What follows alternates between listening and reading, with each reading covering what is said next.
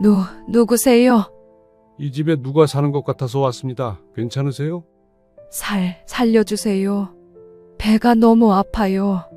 안녕하세요. 오늘 이야기 속 주인공은 72세 이순자 씨입니다. 그리고 그녀의 아들과 며느리에 관한 이야기입니다. 일요일 아침, 72세 이순자 씨는 늘 그랬듯이 일찍 일어나 부엌으로 향했습니다. 아들 내외와 손자가 사는 아파트는 40평형으로 넓었지만 순자의 영역은 자신의 작은 방과 아침 식사 준비를 돕는 부엌뿐이었습니다. 며느리 45세 서미영은 평소 어머니는 쉬세요, 제가 할게요라며 겉으로는 공손했지만 사실은 시어머니가 주방에 들어오는 것을 달가워하지 않았습니다. 구독과 좋아요, 알람 설정 꾹 눌러주세요. 이미 몇 달 전부터 주방에서의 작은 마찰들이 있어 왔습니다. 된장찌개 끓이는 법, 김치 양념 비율, 심지어 설거지 방식까지. 미영은 대학에서 식품영양학을 전공했고 요리 학원에서 강사로도 일했기에 자신만의 과학적 방식을 고집했습니다. 반면 순자는 60년 넘게 해온 자신의 요리법을 쉽게 바꿀 수 없었습니다. 오늘은 손자 우진이의 10번째 생일이었습니다. 순자는 특별히 손자가 좋아하는 오이소박을 준비하고 있었습니다. 냉장고에서 오이소박통을 꺼내며 48세 아들 태준이 어렸을 때 오이소박을 얼마나 좋아했는지 떠올렸습니다. 우리 태준이가 어렸을 땐 이 오이소박만 있으면 밥 2그릇도 뚝딱이었는데. 손에 밴 습관대로 오이소박을 손으로 집어 조금 찢어 그릇에 담았습니다. 손맛이 있어야 제맛이라고 생각했기 때문입니다. 어머니에게서 배운 방식 그대로였습니다. 식탁에 앉아 신문을 보고 있던 아들 태준이 말했습니다. 요즘 회사에서 승진 압박을 받고 있는 태준은 늘 피곤해 보였습니다. 엄마, 오늘 우진이 생일이라고 특별히 준비한 거야? 그럼 우리 손주 생일인데 할머니가 빈손으로 있겠어? 우진이가 좋아하는 오이소박 해놨지. 서미영이 거실에서 들어오며 순간 표정이 굳었습니다. 시어머니가 오이소박을 손으로 만지는 모습을 본 것입니다. 지난주에도 김치를 손으로 버무리는 것 때문에 말다툼이 있었습니다. 어머니, 지금 뭐 하시는 거예요? 우진이 좋아하는 오이소박 담는 중이야. 아니, 손으로 왜 그렇게 만지세요? 집게 있잖아요. 순자는 잠시 움직임을 멈췄습니다. 며느리의 차가운 어조의 순간 당혹스러웠지만 웃음으로 넘기려 했습니다. 손맛이 있어야 제맛이지. 내 손 깨끗해. 하지만 미영의 표정은 점점 더 굳어갔습니다. 태주는 어색한 분위기를 감지하고 스마트폰에서 고개를 들었지만 아무 말도 하지 않았습니다. 식탁에 불편한 정적이 흘렀습니다. 미영의 얼굴이 점점 붉어졌습니다. 더 이상 참지 못하고 터져나왔습니다. 어머니, 정말 이해가 안 돼요. 요즘 누가 음식을 맨손으로 만져요? 비위생적이고 교양 없어 보인다고 몇 번이나 말씀드렸잖아요. 지난달 태준 씨 부장님 오셨을 때도 손으로 전 부치시는 거 보고 얼마나 당황했는지 아세요? 순자는 놀라 손에 들고 있던 오이소박을 거의 떨어뜨릴 뻔했습니다. 자신이 평생 해온 방식이 갑자기 교양 없는 행동이 되었다는 말에 가슴이 철렁했습니다. 손님 초대 때 일이 다시 언급되자 더욱 불편했습니다. 아니, 내가 평생 이렇게 음식했는데. 태준이 어릴 때는 맛있다고 좋아했는데. 그게 문제예요. 옛날 방식이 다 좋은 건 아니에요. 위생 개념이 없으시네 정말. 태준 씨 어릴 때랑 지금은 시대가 다르잖아요. 미영은 순자 앞에서 오이소박 그릇을 확 낚아채더니 쓰레기통에 버렸습니다. 마치 더러운 것이라도 되는 양 손을 휘휘 털었습니다. 아니, 이게 무슨. 여보, 그래도 엄마가 우진이 생각해서 해주신 건데. 당신은 가만히 있어요. 어머니 편만 들지 말고 당신도 요즘 음식은 위생이 얼마나 중요한지 알잖아요. 손으로 음식 만지는 거 회사 동료들이 알면 뭐라고 하겠어요? 당신 승진에도 영향 갈 수 있다고. 태주는 아내의 말에 더 이상 반박하지 못했습니다. 승진 이야기가 나오자 순간 긴장한 표정이 되었습니다. 그저 난처한 표정으로 어머니를 바라볼 뿐이었습니다. 그 눈빛에서 순자는 아들이 자신을 부끄러워한다는 것을 읽었습니다. 가슴 한구석이 무너져 내리는 것 같았습니다. 손자 우진이가 방에서 나와 상황을 보고 어색하게 서 있었습니다. 생일 아침부터 이런 분위기가 되어버려 당황한 표정이었습니다. 우진아, 엄마가 새로 아침 차려줄게. 할머니가 만든 건 비위생적이니까 먹지 마.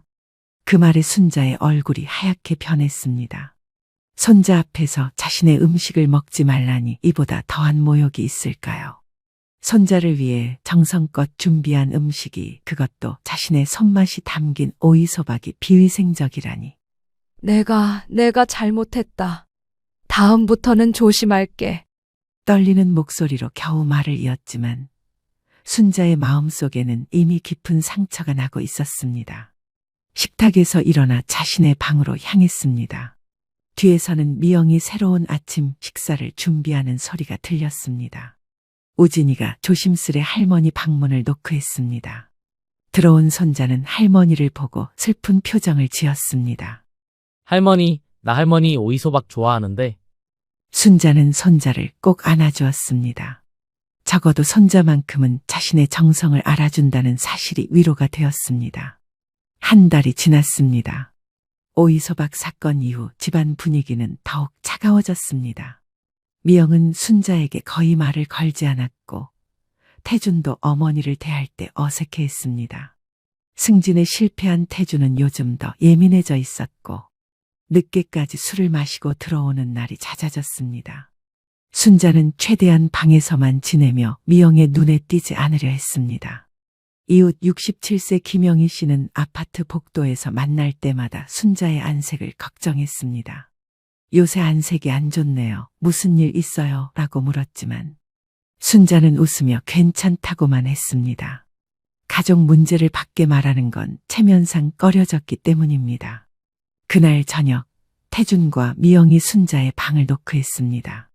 보통은 없던 일이라 순자는 의아했습니다. 들어와. 태준과 미영이 들어와 침대 맞은편에 앉았습니다. 태준의 표정이 무거웠고 미영은 결연한 표정이었습니다. 어머니, 드릴 말씀이 있어서요. 순자는 불길한 예감에 가슴이 쿵쾅거렸습니다. 저희가 많이 생각해봤는데 어머니와 저희가 함께 사는 게 서로에게 좋지 않은 것 같아요. 무슨 말이야? 엄마, 우리 부부만의 공간이 필요할 것 같아. 내가 승진도 못하고 회사에서 스트레스 받고 있는데 집에서까지 계속 이런 분위기면. 맞아요.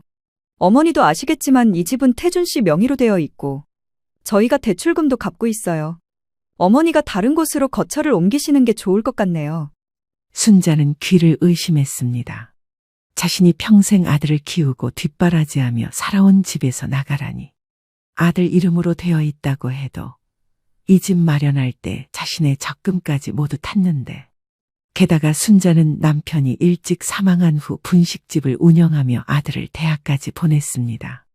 그럼 난 어디로 가라는 거야? 이 집 살 때 내 돈 3억 원도 들어갔는데 나도 이 집 주인 아니냐? 요즘은 좋은 요양 시설도 많다고 들었어요. 아니면 딸네 집에 가시든지. 그리고 그 3억 원은 저희가 조금씩 갚아드릴게요. 태준아, 너도 정말 그렇게 생각하는 거야? 태준은 어머니의 눈을 피했습니다. 순간 침묵이 흘렀고 그 침묵이 모든 것을 말해주었습니다. 엄마, 미안해. 나도 우리 부부 생활에 좀 집중하고 싶어. 요즘 우리 사이도 안 좋고 엄마 돈은 꼭 다 돌려드릴게. 한 달 정도 시간 드릴게요. 그동안 짐을 정리하시면 좋겠어요. 저희가 집 구조를 좀 바꿀 계획이라서요. 순자의 머릿속이 하얗게 변했습니다. 한 달 그동안 어디로 가야 할지 결정해야 한다니 손자 우진이의 얼굴이 떠올랐습니다. 손자와도 이별해야 한다는 생각에 가슴이 찢어질 것 같았습니다. 미영과 태준이 방을 나간 후 순자는 침대에 그대로 앉아 멍하니 벽만 바라보았습니다. 눈물이 볼을 타고 흘러내렸지만 닦을 생각조차 나지 않았습니다. 내가 태준이를 위해 평생 희생하고 살았는데 결국 이렇게 버려지는구나. 창밖으로 보이는 도시의 불빛들이 흐릿하게 춤추는 것 같았습니다. 순자는 냉장고 속에 넣어둔 통장을 꺼내 보았습니다. 남편이 남긴 보험금과 자신이 운영하던 분식집을 넘길 때 받은 권리금으로 만든 정기예금이었습니다. 2년 전에 만기가 되어 그대로 두었던 9,800만 원. 그리고 매달 국민연금으로 받는 58만 원. 이것이 72세 순자의 전 재산이었습니다. 이제 순자는 72년 인생에서 가장 큰 결단을 내려야 했습니다. 다음 날 아침, 이순자 씨는 무거운 발걸음으로 은행으로 향했습니다. 밤새 한숨도 자지 못했지만 결정을 내렸습니다. 더 이상 아들 내외의 눈치를 보며 살고 싶지 않았습니다. 은행 입구에서 잠시 망설였지만 깊은 숨을 들이마시고 안으로 들어갔습니다. 창구에 앉자 직원이 친절하게 물었습니다. 순자는 자신의 통장 3개와 적금 증서를 내밀었습니다. 이거 전부 정리하고 싶어요. 직원이 놀란 표정으로 순자를 바라보았습니다. 오랜 단골이었던 순자를 알아보는 눈치였습니다. 은행원은 큰 금액을 한꺼번에 정리하는 것이 걱정된다며 혹시 급한 일이 있으신지 물었습니다. 내가 갈 곳이 있어서 그래요. 서둘러주면 고맙겠어요. 통장을 정리하는 동안 순자는 머릿속으로 평생 모아온 돈을 계산했습니다. 남편이 일찍 세상을 떠난 후 혼자서 태준이를 키우느라 허리 한번 펴지 못하고 살았습니다. 작은 분식집을 운영하며 아들 대학 등록금까지 댔고 결혼할 때는 적금을 깨서 신혼집 마련에 보탰습니다. 그리고 지금의 아파트도 자신의 노후 자금을 보탰지만 서류상으로는 태준 명의였습니다. 은행 업무가 끝나고 순자의 손에는 적지 않은 목돈이 들어왔습니다. 그동안 아들 명의로 해두었던 적금까지 모두 정리했기 때문입니다. 벤치에 앉아 한참을 생각했습니다. 요양원에 들어갈까도 고민했지만 그건 마지막 선택지로 남겨두고 싶었습니다. 아직 건강했고 누군가의 도움 없이도 혼자 살 수 있었습니다. 문득 며칠 전 TV에서 본 프로그램이 떠올랐습니다. 도시를 떠나 시골에서 제2의 인생을 시작한 노인들의 이야기였습니다. 나도 나만의 공간에서 살아볼까? 순간 가슴이 뛰었습니다. 두려움보다는 일종의 설렘이었습니다. 이틀 동안 부동산을 돌아다녔지만 서울 근교의 집값은 너무 비쌌습니다. 그러다 우연히 한 중개사무소에서 강원도 깊은 산골에 빈집 매물을 발견했습니다. 사진으로 본 집은 낡았지만 텃밭이 넓었고 무엇보다 가격이 저렴했습니다. 중개인은 외진 곳이라 불편할 거라며 만류했지만 순자의 마음은 이미 정해졌습니다. 도시의 복잡함과 자식들의 냉대를 벗어나 자연 속에서 조용히 살고 싶었습니다. 다음 날 순자는 아들 내외에게 자신이 나갈 것이니 더 이상 걱정하지 말라는 메시지만 남기고 간단한 짐을 챙겨 집을 나섰습니다. 태준에게 답장은 오지 않았지만 괜찮았습니다. 이제 자신의 삶을 살 시간이었습니다. 강원도행 버스를 타고 창밖을 바라보며 순자는 묘한 해방감을 느꼈습니다. 버스가 서울을 벗어날수록 마음이 가벼워졌습니다. 낯선 곳에서 새 출발한다는 것은 두렵지만 그 누구의 눈치도 보지 않고 살 수 있다는 생각에 설렜습니다. 버스에서 내려 마을버스로 갈아타고 다시 한참을 달려 드디어 목적지에 도착했습니다. 작은 시골 마을이었습니다. 고요하고 한적했지만 생각보다 훨씬 외진 곳이었습니다. 마을에 들어서자마자 불안감이 밀려왔습니다. 내가 너무 성급했나?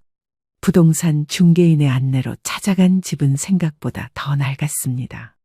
지붕은 군데군데 헐었고 마당에는 잡초가 사람 키만큼 자라 있었습니다. 방 안은 먼지가 가득했고 벽지는 곳곳이 뜯어져 있었습니다.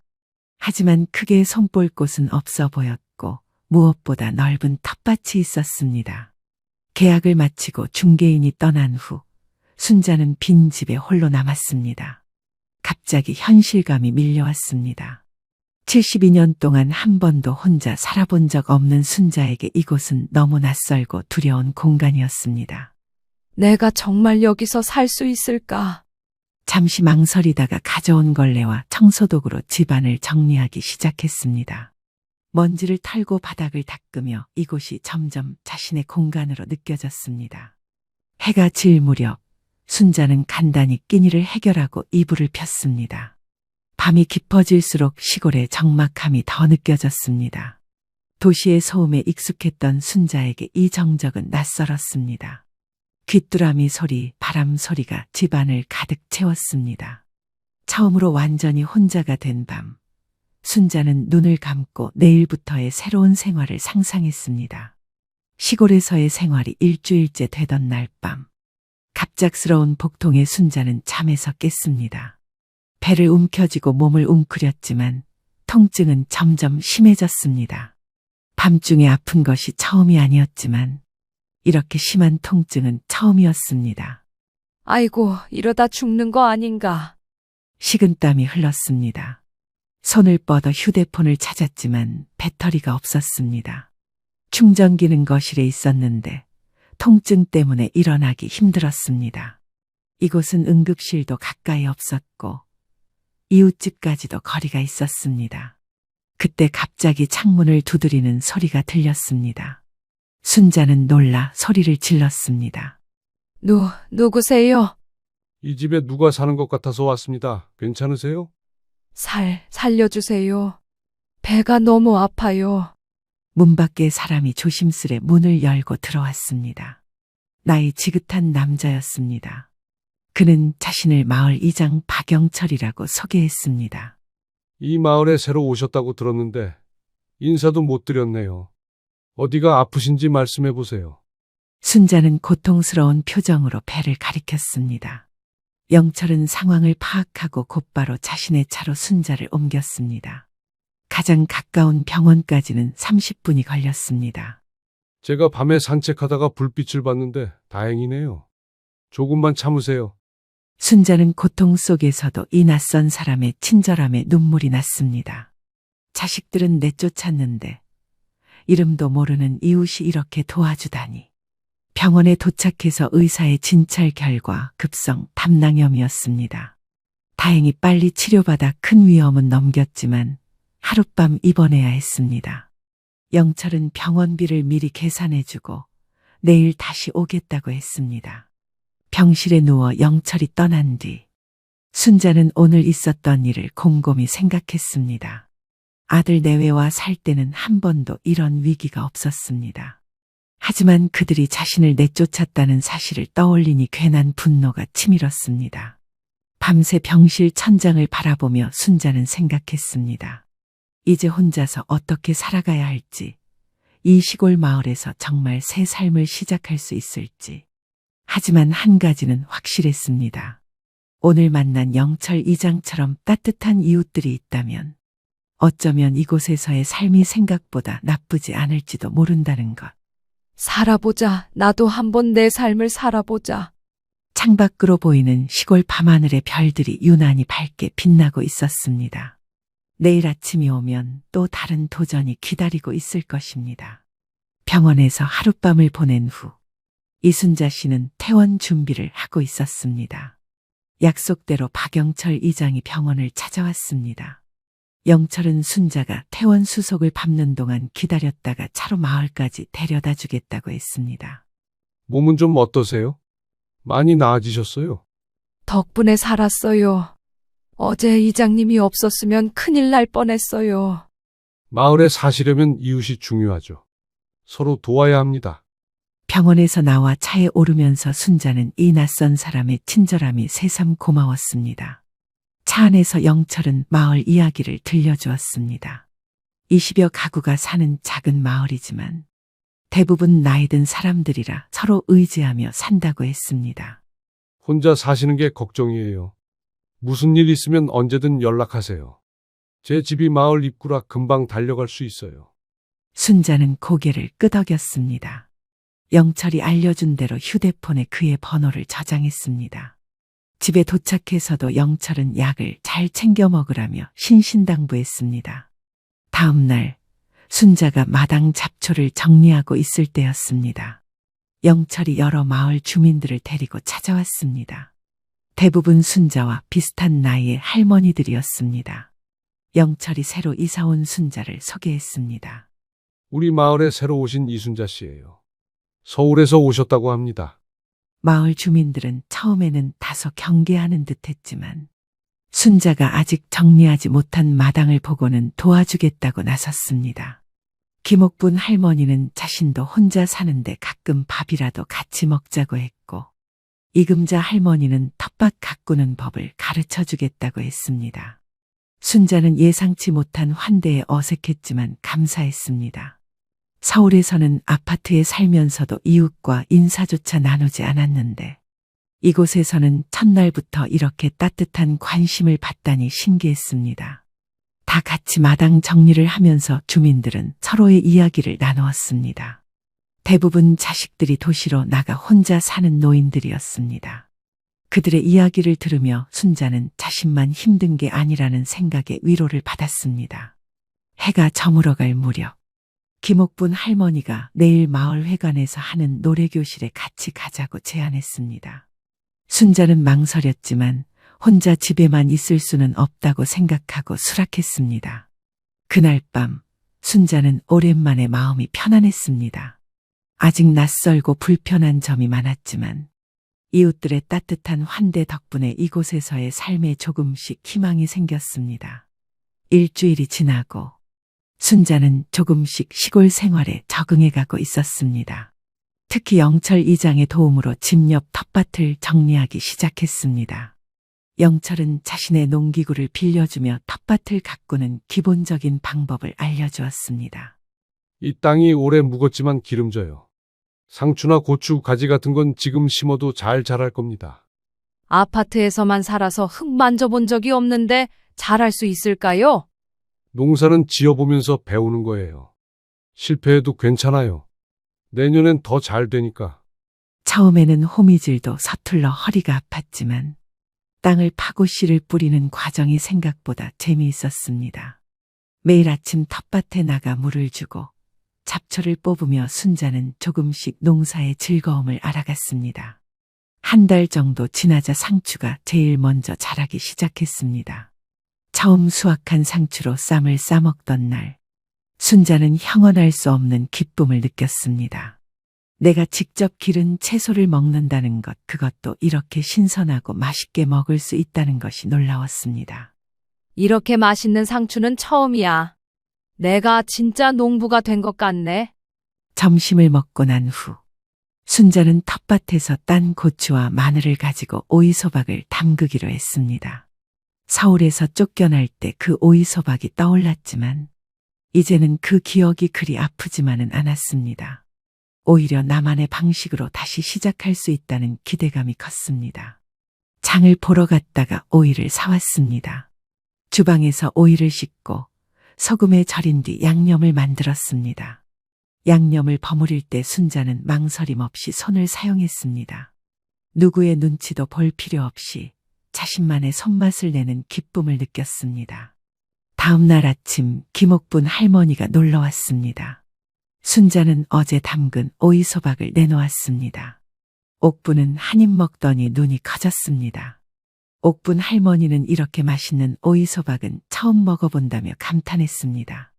비결이 뭐냐고 물었지만 순자는 그저 웃기만 했습니다. 손맛이라고 하면 또 웃음거리가 될까봐 조심스러웠기 때문입니다. 옥분 할머니는 이걸 마을 노인의 점심때 가져가면 좋겠다고 했습니다. 처음에는 부끄러워 거절했지만 옥분의 끈질긴 권유에 결국 순자는 오이소박통을 들고 마을 회관으로 향했습니다. 마을 노인의 회원들은 순자의 오이소박을 맛보고 모두 칭찬했습니다. 특히 손으로 만든 정성이 느껴진다며 요즘은 이런 손맛을 찾기 어렵다고 했습니다. 순자는 가슴이 뭉클했습니다. 자신의 손맛을 인정받는 것이 이렇게 기쁜 일인지 몰랐습니다. 텃밭 농사에 어느 정도 자신이 생긴 순자는 점점 더 다양한 작물을 심기 시작했습니다. 상추, 고추, 가지뿐 아니라 방울토마토, 애호박까지 심었습니다. 수확이 늘어나자 이웃들과 나누는 즐거움도 커졌습니다. 어느 가을날 순자는 수확한 채소로 김치와 장아찌를 담그고 있었습니다. 그때 영철이 낯선 청년을 데리고 찾아왔습니다. 순자 씨, 이 젊은이는 정민수 군이라고 서울에서 온 청년이에요. 시골 체험하러 왔다가 우리 마을에 며칠 머물고 있어요. 어서 와요. 젊은 사람이 웬일로 이런 시골에 왔어? 안녕하세요, 할머니. 저는 음식 관련 블로그를 운영하고 있어요. 시골 전통 음식을 배우고 싶어서 왔습니다. 민수는 자신이 인터넷에서 음식 블로그를 운영한다고 설명했습니다. 요즘 젊은이들 사이에서 할머니들의 손맛으로 만든 전통 음식이 인기라고 했습니다. 영철이 순자의 오이소박 이야기를 해주어서 한번 맛보고 싶다고 왔다고 했습니다. 순자는 부끄러워하면서도 기꺼이 오이소박을 내놓았습니다. 민수는 한 입 먹고는 감탄했습니다. 그리고 스마트폰으로 사진을 찍었습니다. 와, 정말 맛있어요. 할머니, 이런 음식 더 만드실 줄 아세요? 내가 뭐 대단한 걸 만드나? 그냥 평범한 반찬이지. 아니에요. 할머니, 이건 정말 특별해요. 요즘은 이런 손맛을 찾기 힘들거든요. 민수는 자신의 블로그에 순자의 음식을 소개하고 싶다고 했습니다. 그리고 놀라운 제안을 했습니다. 할머니, 혹시 이 오이소박을 판매해 볼 생각은 없으세요? 제가 인터넷으로 판매하는 것을 도와드릴 수 있어요. 팔아? 내가 어떻게? 나이 먹은 할머니가 그런 걸 어떻게 해? 요즘은 온라인으로 다 가능해요. 할머니의 손맛을 더 많은 사람들이 경험할 수 있을 거예요. 관심 있으시면 제가 도와드릴게요. 순자는 당황했습니다. 자신의 음식을 파는 것은 생각해 본 적도 없었습니다. 하지만 민수의 진지한 표정과 열정적인 설명을 들으며 마음 한구석에서 작은 설렘이 피어났습니다. 한번 해보는 게 어때요? 재미있을 것 같은데. 글쎄, 내가 할 수 있을까요? 할머니, 한 번만 기회를 주세요. 제가 모든 준비를 도와드릴게요. 할머니는 그냥 맛있는 음식만 만드시면 돼요. 해가 저물어가는 마당에서 순자는 예상치 못한 제안 앞에 머뭇거렸습니다. 72년 인생에서 한 번도 생각해보지 않은 일이었습니다. 하지만 이상하게도 거절하고 싶지는 않았습니다. 그날 밤 순자는 오랜만에 잠을 이루지 못했습니다. 하지만 이번에는 불안이나 외로움 때문이 아니었습니다. 새로운 도전에 대한 기대와 설렘 때문이었습니다.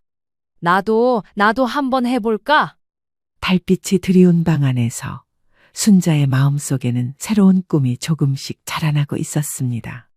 정민수의 제안 이후 이순자 씨는 고민 끝에 오이소박 판매를 시도해 보기로 했습니다. 처음에는 컴퓨터는커녕 스마트폰도 제대로 다룰 줄 몰라 망설였지만 민수가 모든 온라인 작업을 도와주겠다고 했습니다. 할머니, 걱정하지 마세요. 할머니는 오이소박만 맛있게 만들어주시면 돼요. 나머지는 제가 다 할게요. 젊은 사람이 이런 할머니 음식에 관심 있는 게 신기하네. 요즘 젊은 사람들이 정성 담긴 손맛을 그리워해요. 할머니의 오이소박은 정말 특별해요. 민수는 일주일 동안 순자의 집에 머물며 함께 작업했습니다. 먼저 깨끗한 유리병을 구해와 오이소박을 담았습니다. 그리고 예쁜 라벨을 디자인해 할매손 오이소박이라는 이름을 붙였습니다. 민수가 스마트폰으로 찍은 사진은 생각보다 훨씬 근사했습니다. 민수는 자신의 블로그에 순자의 이야기와 함께 오이소박을 소개했습니다. 도시 생활에 지친 며느리에게 쫓겨나 시골에서 새 삶을 시작한 할머니의 이야기, 그리고 평생 지켜온 손맛의 비결까지. 블로그 글은 많은 사람들의 공감을 얻었고 첫날부터 주문이 들어오기 시작했습니다. 벌써 주문이 들어온다고. 사람들이 정말 사 먹는 거야? 네, 할머니, 벌써 20병이나 주문이 들어왔어요. 빨리 만들어야 해요. 순자는 당황스러웠지만 기뻤습니다.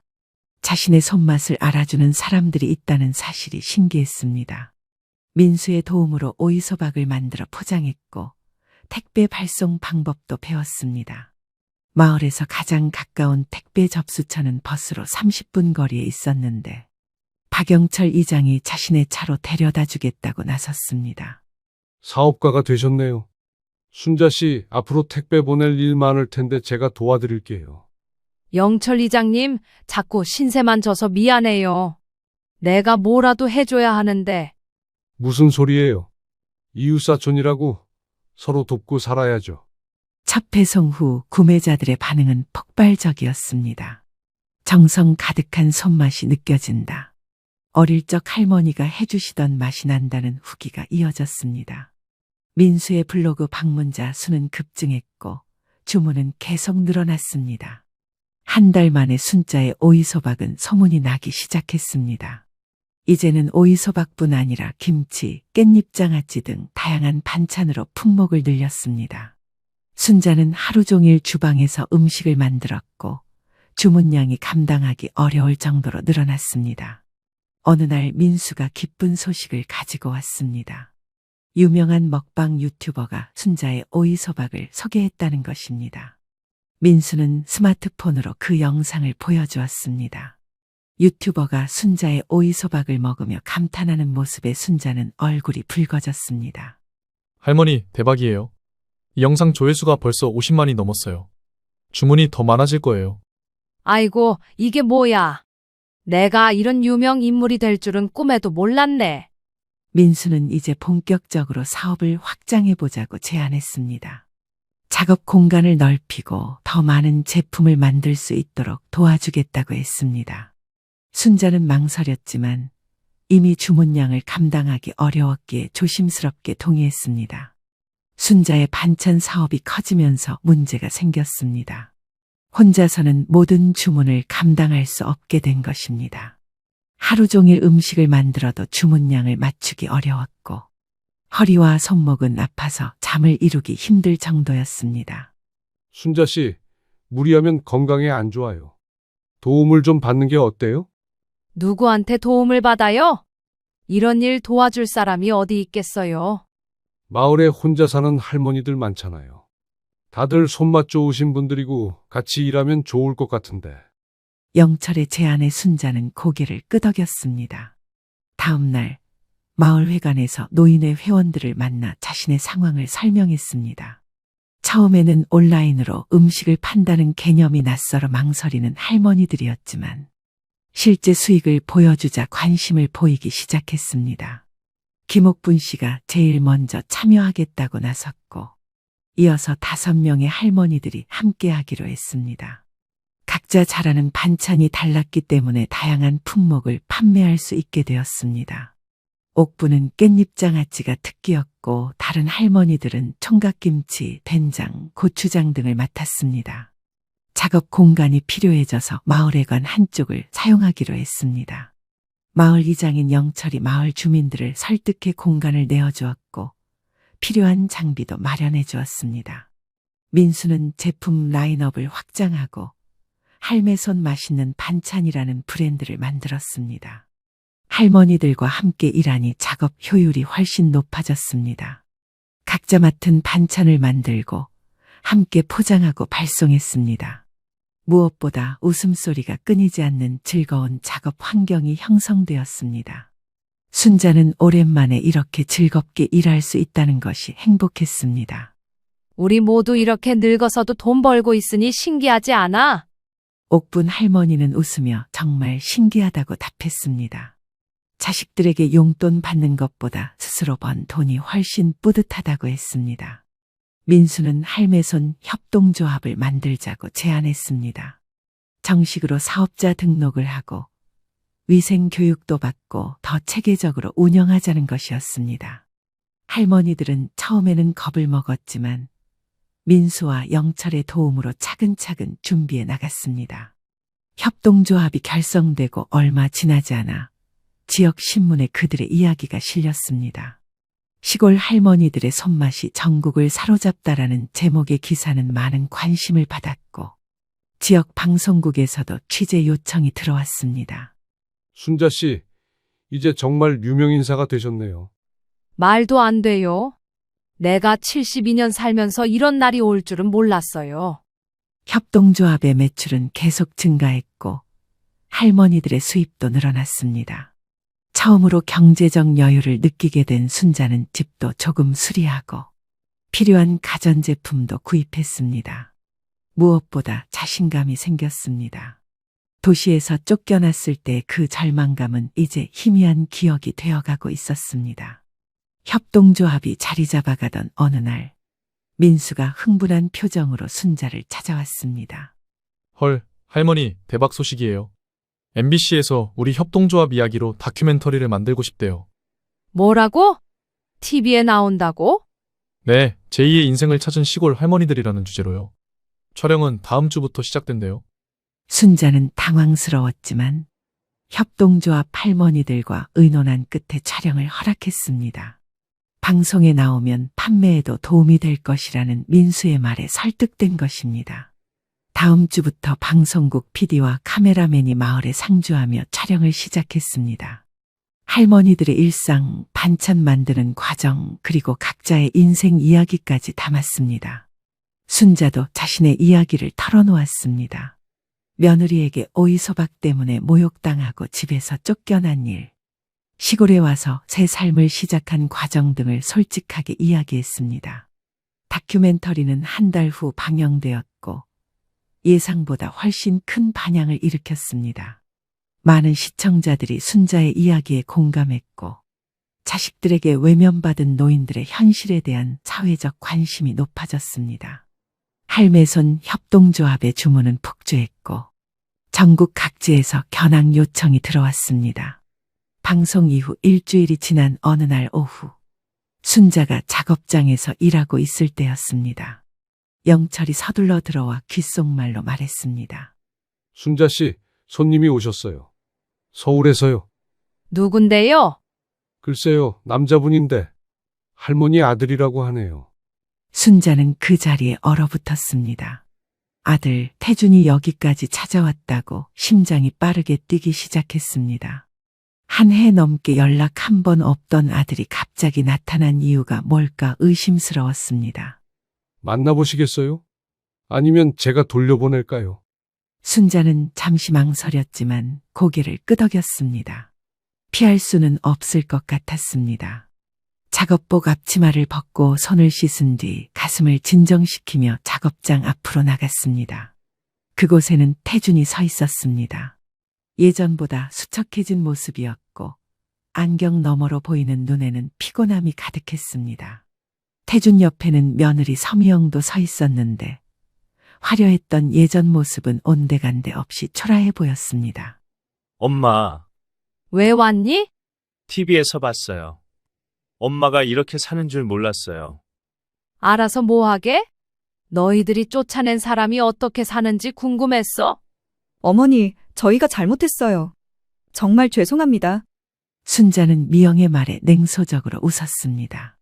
갑자기 태도가 바뀐 이유가 궁금했습니다. 태준이 머뭇거리다 말을 이었습니다. 사실은 저희가 많이 힘들어요. 회사가 어려워져서 정리해고 당했고 집도 경매로 넘어갔어요. 빚도 많이 생겼어요. 지금은 월세방에 겨우 살고 있어요. 엄마, 저희 다시 한번 기회를 주시면 안 될까요? 엄마 사업도 도울 수 있고. 순자는 말문이 막혔습니다. 그토록 자신을 무시하고 내쫓았던 아들 내외가 이제 와서 도움을 청하다니. 분노, 연민, 혼란스러운 감정이 한꺼번에 밀려왔습니다. 영철이 순자의 표정을 살피며 다가왔습니다. 괜찮으세요, 순자 씨? 순자는 깊은 숨을 들이마셨습니다. 이제 어떤 결정을 내려야 할지 머릿속이 복잡했습니다. 이순자 씨는 박영철 이장의 부축을 받으며 작업장 옆 사무실로 향했습니다. 아들 김태준과 며느리 서미영이 따라왔습니다. 정민수도 순자를 홀로 두고 싶지 않은 듯 함께 들어왔습니다. 순자의 마음은 복잡했습니다. 한편으로는 오랜만에 보는 아들이 반갑기도 했지만 자신을 내쫓았던 기억이 생생했습니다. 사무실에 앉자 어색한 침묵이 흘렀습니다. 태준과 미영은 초조한 듯 서로 눈치를 보았습니다. 민수는 방 한쪽에 팔짱을 끼고 서서 경계하는 눈빛으로 그들을 지켜보았습니다. 엄마, 정말 잘 지내시는 것 같네요. TV에서 봤을 때 깜짝 놀랐어요. 그래, 너희 생각보다 난 잘 살고 있어. 다 내 힘으로. 태준은 고개를 숙였습니다. 미영은 눈물을 글썽이며 말을 이었습니다. 어머니, 정말 죄송해요. 제가 너무 어리석었어요. 어머니를 그렇게 대해서. 민수가 코웃음을 쳤습니다. TV에 나오셔서 성공하시니까 이제 와서 죄송하다고요? 그전에는 연락 한 번 없었잖아요. 미영이 당황한 듯 민수를 쳐다보았습니다. 당신이 무슨 상관이죠? 이건 우리 가족 일인데. 가족이요? 할머니를 내쫓고 이제 와서 가족이라고요? 민수야, 그만해. 이건 내가 처리할 일이야. 순자는 차를 한 모금 마시며 아들 내외를 바라보았습니다. 예전에 잘난 척하던 모습은 찾아볼 수 없이 초라해진 그들이 안쓰럽기도 했습니다. 솔직히 말해봐. 왜 찾아온 거야? 태주는 머뭇거리다 사정을 털어놓았습니다. 회사가 부도나면서 실직했고 미영이 운영하던 카페도 코로나 이후 문을 닫았다고 했습니다. 아파트는 대출금을 갚지 못해 경매로 넘어갔고 지금은 보증금 500만 원짜리 월세방에서 살고 있다고 했습니다. 빚쟁이들의 독촉에 시달리고 있었습니다. 어머니, 저희가 어머니 사업같이 도울 수 있어요. 저도 요리 잘하고 태준 씨도 운전이랑 배송 같은 거 도울 수 있고. 할머니, 갑자기 사람이 필요하신 것도 아니고 이분들은 이 사업에 대해 아무것도 모르잖아요. 태준이 민수를 날카롭게 쳐다보았습니다. 우리 엄마 일인데 당신이 왜 끼어들어요? 당신은 어머니의 손맛으로 돈 벌려는 것뿐이잖아요. 무슨 말씀을? 제가 할머니를 얼마나 존경하고 아끼는지 아세요? 당신들처럼 내쫓지 않았어요. 그래서 내 사업에 기대 살겠다는 거구나. 갑자기 조용해진 사무실의 순자의 차분한 목소리가 울렸습니다. 모두가 순자를 바라보았습니다. 아니에요, 엄마. 저희도 열심히 일할게요. 그냥 다시 시작할 기회만 주세요. 순자는 창밖을 바라보았습니다. 협동조합 할머니들이 즐겁게 일하는 모습이 보였습니다. 1년 넘게 함께 일하며 진정한 가족 같은 관계를 맺은 사람들이었습니다. 그들과의 평화로운 일상에 아들 내외가 끼어든다면 어떻게 될지 걱정되었습니다. 생각해 볼게 당장 대답하긴 어렵다. 태주는 실망한 표정이었지만 고개를 끄덕였습니다. 더 이상 강요할 입장이 아님을 알고 있었습니다. 어머니, 저희 좀 여기서 지낼 수 있을까요? 서울로 돌아갈 교통비도 없어서. 순자는 한숨을 쉬었습니다. 아무리 그래도 하룻밤 재울 수는 있을 것 같았습니다. 집 옆 창고를 정리해 임시로 지낼 곳을 마련해 주었습니다. 밤이 되자 순자는 영철에게 전화했습니다. 마음이 복잡해 누군가와 이야기하고 싶었습니다. 영철 씨, 내가 어떻게 해야 할지 모르겠어요. 순자 씨 마음이 많이 복잡하시겠네요. 하지만 어떤 결정을 내리든 후회 없으셨으면 좋겠어요. 아들이지만 이제는 낯선 사람 같아요. 그리고 민수랑 태준이가 서로 안 맞을 것 같아서 걱정이에요. 걱정 많으시겠지만 이젠 예전과 달라요. 순자 씨는 자신의 삶이 있고 당당하잖아요. 결정권은 순자 씨에게 있어요. 순자는 영철의 말에 위안을 받았습니다. 그의 말대로였습니다. 이제는 예전의 자신이 아니었습니다. 더 이상 누구의 눈치를 볼 필요 없는 독립적인 사람이 되어 있었습니다. 다음 날 아침, 순자는 평소보다 일찍 일어나 텃밭으로 나갔습니다. 고추와 상추, 깻잎이 싱그럽게 자라고 있었습니다. 이 작은 텃밭에서 시작된 새 삶이 이제는 많은 사람들에게 행복을 주는 사업으로 자라났다고 생각하니 감회가 새로웠습니다. 민수가 사무실에서 순자를 기다리고 있었습니다. 노트북을 펼쳐놓고 무언가를 열심히 보고 있었습니다. 할머니, 좋은 소식이에요. 백화점에서 저희 제품을 입점시키고 싶대요. 백화점? 우리 같은 시골 할머니들 음식이? 네, 전통식품 코너에서 할매손 브랜드로 팔고 싶대요. 수수료는 좀 있지만 매출이 훨씬 늘어날 거예요. 순자는 기뻤지만 한편으로는 걱정되었습니다. 지금도 주문량을 맞추기 바쁜데 더 커지면 감당할 수 있을지 의문이었습니다. 그때 미영이 사무실로 들어왔습니다. 안녕하세요. 좋은 아침이에요. 미영이 민수의 노트북 화면을 보더니 관심을 보였습니다. 백화점 입점이요? 와, 대단하네요. 근데 지금 포장 디자인으로는 좀 힘들지 않을까요? 백화점은 고급스러운 이미지가 중요해요. 민수는 불편한 표정으로 미영을 쳐다보았습니다. 저희 포장 디자인은 이미 많은 분들에게 호응을 얻고 있어요. 할머니의 정성과 손맛을 그대로 보여주는 콘셉트거든요. 제가 서울에서 카페를 운영해봐서 아는데요. 요즘 젊은 층은 세련된 디자인을 더 선호해요.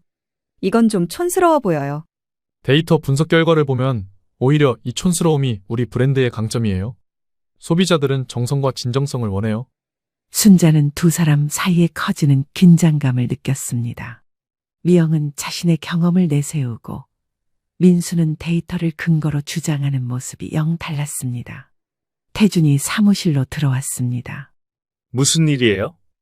백화점 얘기가 들리던데. 네, 백화점에서 할매손 제품을 입점시키고 싶다고 연락이 왔어요. 그거 좋은 일이네요. 엄마, 대단해요. 여보, 내가 방금 얘기하던 참이었어. 포장 디자인을 좀 더 고급스럽게 바꿔야 할 것 같다고. 맞아요. 백화점은 확실히 이미지가 중요하죠. 제가 회사 다닐 때 마케팅 부서랑 일해봐서 아는데. 민수가 답답하다는 듯 한숨을 쉬었습니다. 할머니, 이분들은 우리 브랜드의 정체성을 이해 못하시는 것 같아요. 할매손의 성공 비결은 바로 이 소박하고 정직한 이미지에 있어요. 젊은 사람이 너무 고집 부리는 거 아니에요? 더 좋은 방향으로 발전시키자는 건데. 순자는 갑자기 손뼉을 쳤습니다. 모두가 깜짝 놀라 순자를 바라보았습니다. 그만들 하세요. 여기는 협동조합이니까 중요한 결정은 다 같이 해요. 오늘 저녁에 할머니들 다 모여서 이야기해 봅시다. 백화점 입점도 포장 디자인도. 민수와 태준, 미영은 서로를 불만스럽게 쳐다보았지만 순자의 말에 더 이상 반박하지 않았습니다. 그날 저녁 협동조합 할머니들이 모두 모였습니다. 민수는 백화점 입점 제안에 대해 설명했고 미영은 포장 디자인 변경에 대한 자신의 의견을 말했습니다. 할머니들은 처음에는 백화점 입점에 부담을 느꼈지만 점차 새로운 도전에 대한 기대감이 커졌습니다. 김옥분 할머니가 의견을 냈습니다. 백화점용 특별 패키지를 만들되 기존의 정체성은 유지하자는 것이었습니다. 다른 할머니들도 이 의견에 동의했습니다. 그럼 민수와 미영이 함께 새 패키지를 디자인해 보는 건 어떨까요? 서로의 강점을 살려서요. 민수와 미영은 놀란 표정으로 서로를 바라보았습니다. 하지만 결국 두 사람 모두 고개를 끄덕였습니다. 해볼게요. 민수 씨가 데이터를 가지고 있으니 그걸 바탕으로 같이 작업해보죠. 좋습니다. 미영 씨의 카페 운영 경험도 도움이 될 것 같아요. 순자는 미소를 지었습니다. 갈등이 협력으로 바뀌는 모습을 보니 안심이 되었습니다. 그녀는 이제 갈등을 조율하고 모두를 하나로 모으는 리더십을 발휘할 수 있게 되었습니다. 일주일이 지나고 민수와 미영이 함께 작업한 할매손 프리미엄 패키지 디자인이 완성되었습니다. 두 사람은 놀랍게도 서로의 아이디어를 존중하며 조화롭게 협력했습니다. 기존 브랜드의 정체성은 유지하면서도 고급스러운 느낌을 더한 디자인이었습니다. 그러나 아들 내외의 처우 문제는 여전히 해결되지 않았습니다. 민수는 계속해서 그들을 경계했고 태준과 미영도 여전히 불안정한 상태였습니다.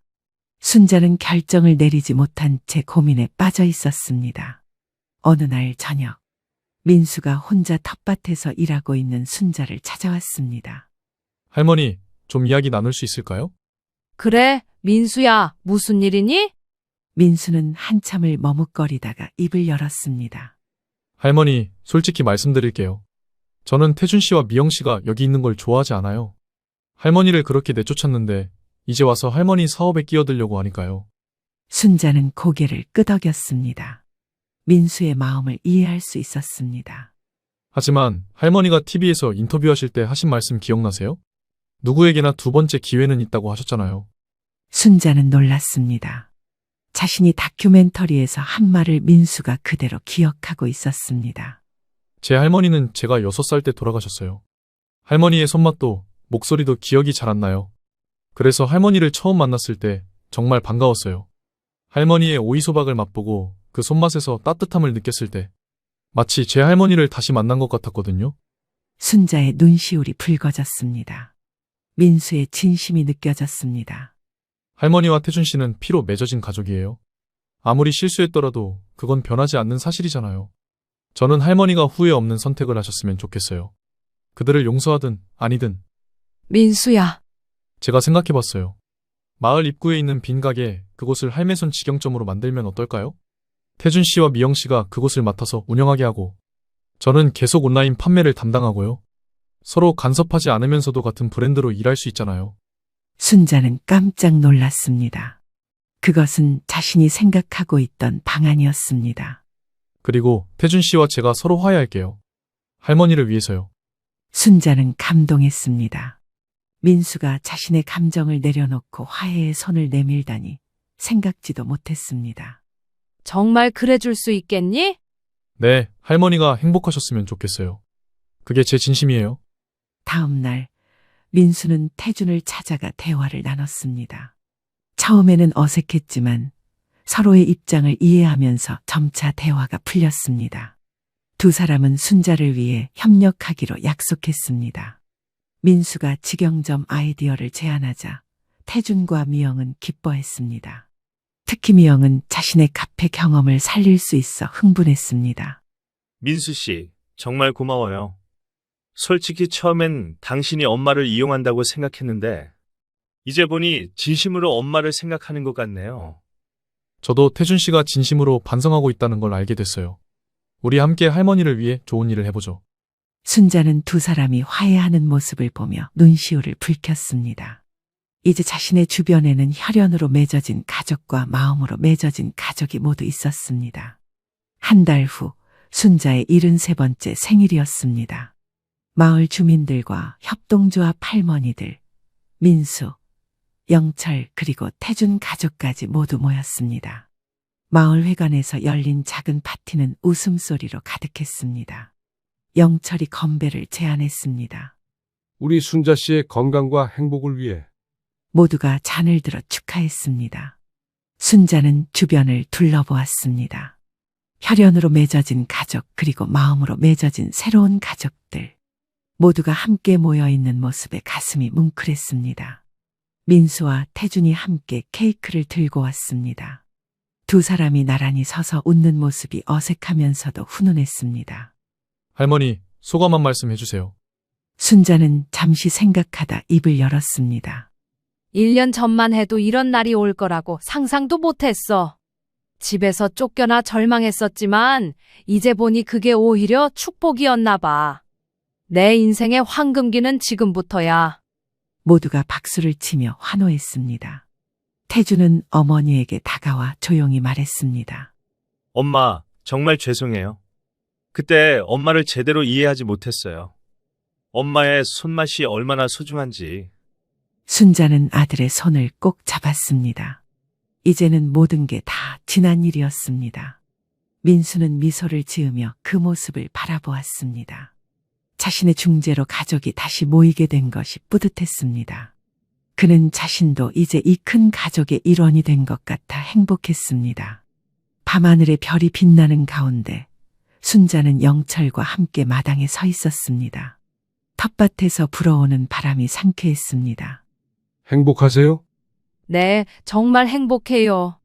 내가 이 나이에 이런 성취감을 느낄 줄 몰랐어요. 앞으로도 함께 할 수 있어서 기뻐요. 순자는 미소를 지었습니다. 인생의 황혼기에 찾아온 뜻밖의 행복과 성취, 그리고 진정한 가족의 의미를 깨달은 소중한 시간이었습니다. 이제 순자는 자신만의 삶을 당당하게 살아가고 있었습니다. 더 이상 누구의 눈치도 보지 않고 자신의 손맛과 경험을 자랑스럽게 나누며 매일매일이 새로운 기쁨으로 가득한 제2의 인생을 시작한 것입니다. 여러분들은 자식들에게 통장 관리나 재산 관리를 혹시 맡기시나요? 오늘 이야기의 주인공은 78세 박영자 씨입니다. 새벽 5시에 눈을 뜬 영자 씨는 혼자 사는 집에서 아침 준비를 하고 있었습니다. 남편과 아들을 모두 먼저 떠나보낸 영자 씨에게는 며느리 정미경 씨와 손녀 지은이만이 남은 가족이었습니다. 동네 사람들은 며느리 미경 씨를 극찬했습니다. 마침 아침 산책을 나온 이웃 순덕 씨가 영자 씨를 보고 말했습니다. 영자야, 너 정말 복 많이 받았다. 요즘 같은 세상에 저런 며느리가 어디 있겠어? 그러게 말이야. 고마운 일이지. 어제도 보니까 미경이가 시장에서 비싼 한우 사들고 오던데 영자 너 위해서라며? 영자 씨는 고개를 끄덕였지만 속으로는 의아했습니다. 어제 며느리가 한우를 사왔다는 기억이 없었거든요. 하지만 나이가 들어서 깜빡하는 일이 많아졌으니 그럴 수도 있다고 생각했습니다. 집으로 돌아온 영자 씨는 냉장고를 열어보았습니다. 한우는 보이지 않았습니다. 그때 현관문이 열리는 소리가 났습니다. 어머니, 안녕하세요. 어머니 건강 챙겨드리러 왔어요. 아이고, 미경아, 자주 와서 고맙다. 며느리 미경 씨는 40대 중반의 나이에도 불구하고 항상 단정하고 깔끔한 모습이었습니다. 오늘도 새로 산 듯한 명품 가방을 메고 왔습니다. 어머니, 어제 한우 드셨어요? 맛있으셨죠? 어제 한우? 어머니가 또 깜빡하셨네요. 제가 어제 가져다 드렸잖아요. 다 드시고 맛있다고까지 하셨는데요. 기억 안 나세요? 영자 씨는 당황했습니다. 정말 자신이 잊어버린 것일까요? 요즘 들어 이런 일이 자주 있었습니다. 아, 그랬구나. 미안해, 깜빡했네. 괜찮아요. 어머니, 나이 드시면 그럴 수 있어요. 그런데 어머니, 통장 정리 좀 해드릴까요? 요즘 자꾸 깜빡하시니까 제가 관리해드리는 게 좋을 것 같아요. 영자 씨는 망설였습니다. 평생 자신의 돈을 직접 관리해왔는데 갑자기 며느리에게 맡기라니 어색했습니다. 그냥 내가 직접 하면 안 될까? 물론 괜찮으시다면 괜찮아요. 하지만 어머니가 실수하실까봐 걱정되거든요. 이전에도 마트에서 같은 물건을 2번 사오신 적 있잖아요. 그 말을 듣고 보니 정말 그런 일이 있었던 것 같았습니다. 영자 씨는 자신도 모르게 고개를 끄덕였습니다. 어머니 편의를 위해서예요. 제가 용돈도 넉넉히 드리고 필요한 건 다 사다 드릴게요. 그럼 고맙겠구나. 며느리는 환한 미소를 지으며 영자 씨의 손을 잡았습니다. 어머니, 정말 효도하고 싶어요. 혼자 고생하시는 모습 보면 마음이 아파서요. 영자 씨는 며느리의 따뜻한 말에 감동했습니다. 아들을 잃고 혼자가 된 자신을 이렇게 챙겨주는 며느리가 고마웠습니다. 남들은 남편이 죽으면 시댁과는 거의 연을 끊다시피 하며 지낸다는데 며느리는 달랐습니다. 그 덕분에 영자 씨도 며느리에게 의지하며 마음의 위안을 받기까지 했으니까요. 그렇게 영자 씨는 통장과 도장을 며느리에게 건넸습니다. 며느리는 그것들을 조심스럽게 받아들고는 가방에 넣었습니다. 어머니, 앞으로는 제가 다 알아서 할게요. 어머니는 편히 쉬시기만 하세요. 고맙다, 미경아. 며느리가 나간 후 영자 씨는 홀로 앉아 생각에 잠겼습니다. 뭔가 허전한 기분이 들었지만 며느리의 효심을 의심할 이유는 없었습니다. 동네에서도 모두 부러워하는 며느리였으니까요. 하지만 영자 씨는 아직 몰랐습니다. 자신이 방금 건넨 것이 단순한 통장이 아니라 평생 모은 전 재산이라는 것을. 그리고 며느리의 진짜 속마음을 말입니다. 그날 밤 영자 씨는 잠이 오지 않아 뒤척였습니다. 5년 전 그날을 떠올리고 있었습니다. 아들 민수가 세상을 떠난 그 비 오는 날 말입니다. 병원에서 의사가 고개를 숙이며 말했던 순간이 아직도 생생했습니다. 영자 씨와 며느리는 서로 붙잡고 울었습니다. 그때만 해도 둘은 같은 슬픔을 나누는 진짜 가족이었습니다. 장례를 치르고 난 후 며느리가 영자 씨에게 말했습니다. 어머니, 이제 저희가 어머니를 모셔야죠. 어머니 혼자 두고 갈 수는 없어요. 고맙다, 미경아. 하지만 너희는 너희 살 길이 있잖니? 무슨 말씀이세요? 저희가 가족이잖아요.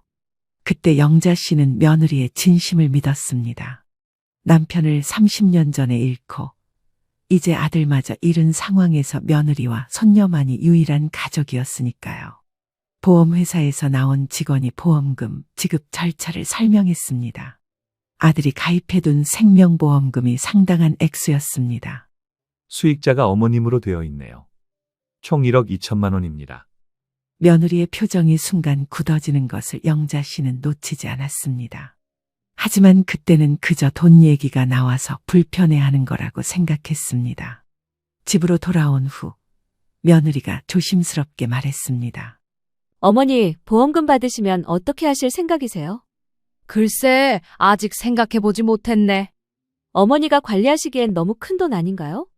요즘 보이스피싱도 많고 사기도 많잖아요. 그런가? 제가 도와드릴까요?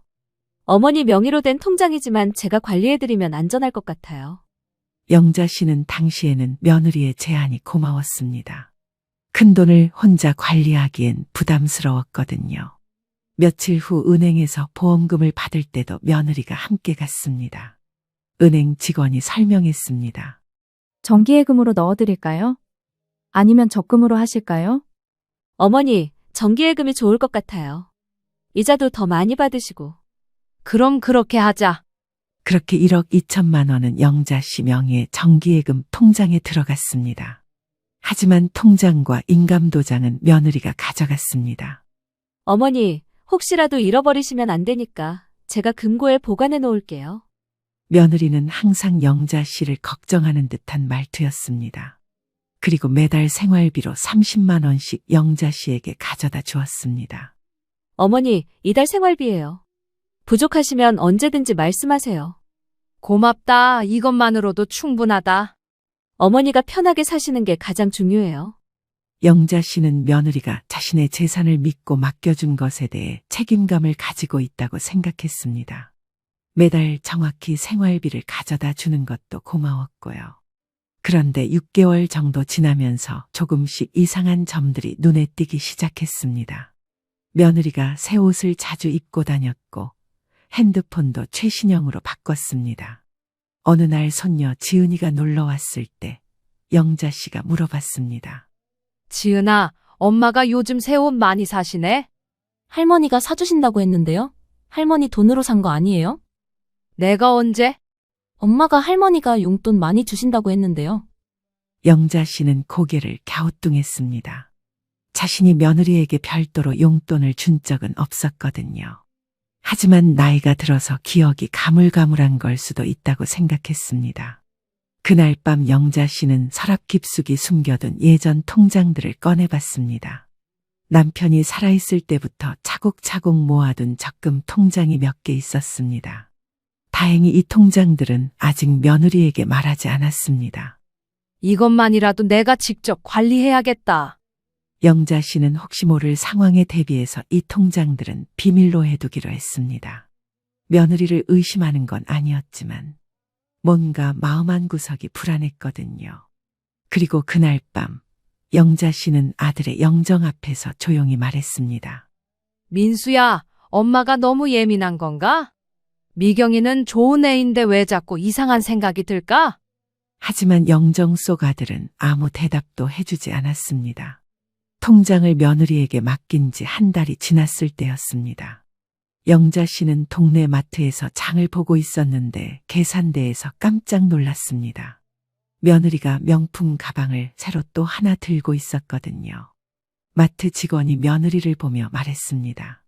미경 씨, 오늘도 비싼 가방 메고 오셨네요. 요즘 경기가 좋나 봐요. 아, 이거요?